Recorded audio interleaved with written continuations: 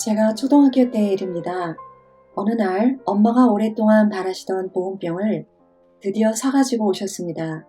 엄마 모습에는 설렘과 기쁨이 한가득이었습니다.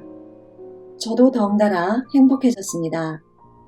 엄마는 보온병을 잠시 부엌문 쪽에 놓으셨습니다. 저는 그것을 차마 못 보고 부엌문을 열었습니다. 어떻게 되었을까요? 보온병이 문에 부딪혀 중심을 잃고 문 아래쪽으로 떨어지더니 와장창 깨져버렸습니다. 당시 보온병은 유리로 만들어졌습니다. 엄마의 마음이 담긴 보온병, 한 번도 사용 못해보고 그렇게 되었습니다. 저는 그 순간 너무 당혹스럽고 마음 아팠습니다. 어떤 보온병인데 엄마도 마음 아프셨겠지요. 그러나 엄마는 그 마음을 전혀 표현하시지 않으셨습니다. 저를 혼내시지도 않으셨습니다. 엄마는 조용히 유리 조각들과 망가진 보온병을 집어서 버리셨습니다. 그리고는 아무 일도 없었다는 듯 평소처럼 집안일을 하셨습니다. 속상한 마음 하나 비치지 않으셨고 딸을 혼내지도 않으신 엄마의 모습에서 저는 무엇을 느꼈을까요? 엄마의 깊은 사랑과 인품입니다. 그 일 이후 저는 엄마에게 더 좋은 딸이 되도록 노력했습니다. 부모는 자녀를 사랑합니다. 자녀를 사랑하는 것이 부모의 본능적 모습입니다. 그러나 그 사랑이 자녀를 제대로 사랑하는 것과는 다릅니다. 사랑의 지식이 더해져야 빛이 납니다.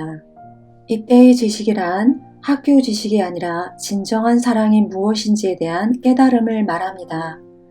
부모는 자녀를 어떻게 대해야 하는가에 대한 지식을 제대로 가지고 자녀를 사랑해야 합니다.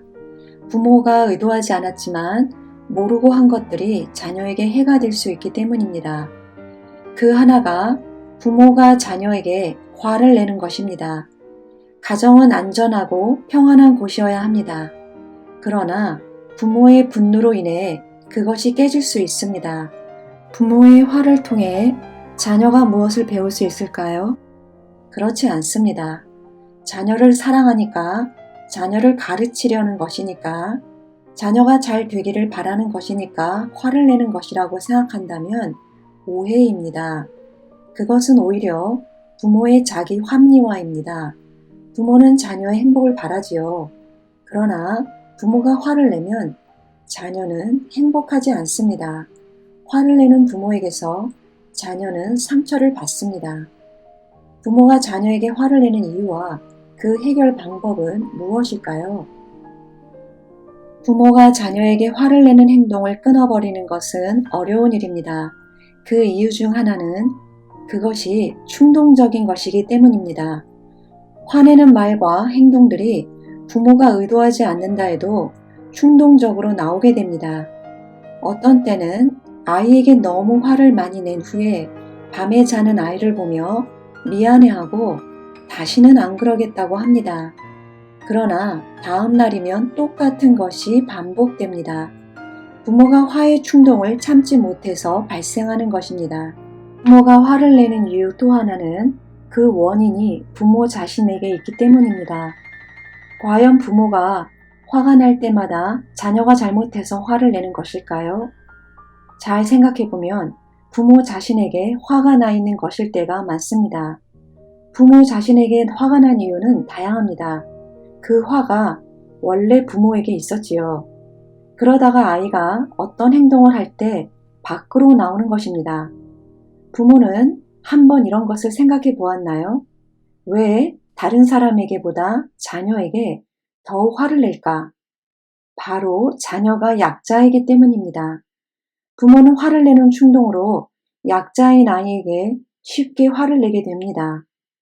가장 사랑해야 할 대상에게 사실 가장 잘 못하고 있는 것일 수 있습니다. 이 약자 자녀가 받는 상처에 대해 생각해 보세요. 부모가 자신의 부모에게서 받았던 상처를 떠올려 본다면 알 수 있을 것입니다. 부모가 자녀에게 화를 내지 않으려면 어떻게 해야 할까요? 우선 부모가 자신에 대해 깊이 성찰을 하는 것입니다.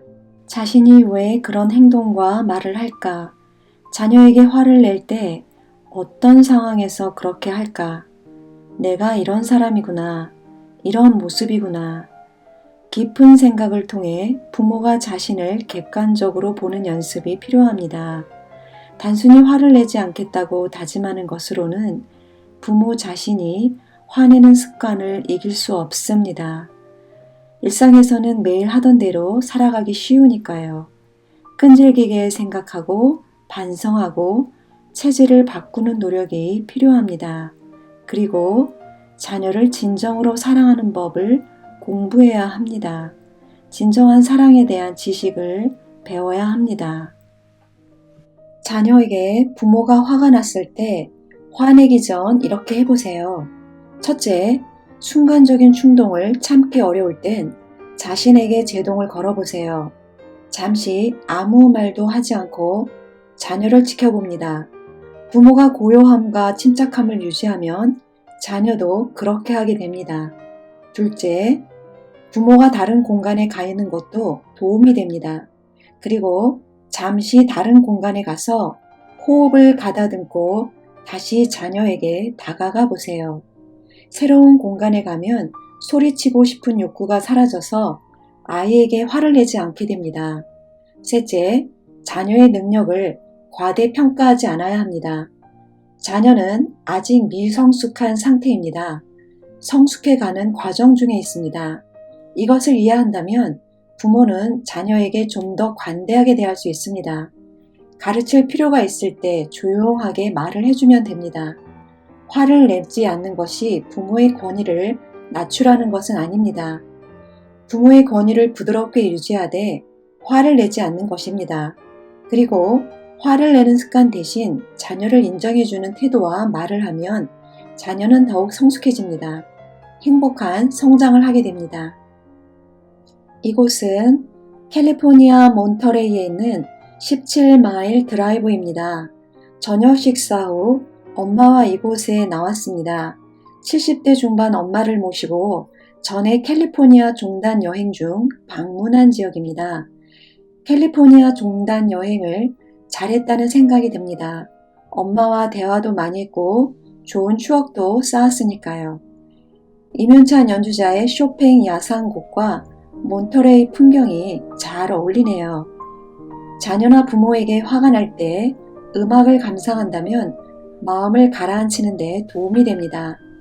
아름다운 이문찬 연주를 감상하면서 서로가 갖고 있을 부정적 감정은 저 멀리 보내버릴 수 있습니다.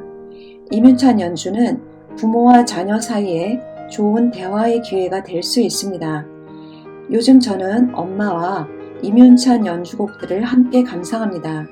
이문찬 연주자에 대해 엄마와 함께 대화를 하니 대화의 폭이 더 넓어진 것 같습니다. 여러분, 행복한 삶을 살아가시기를 바랍니다.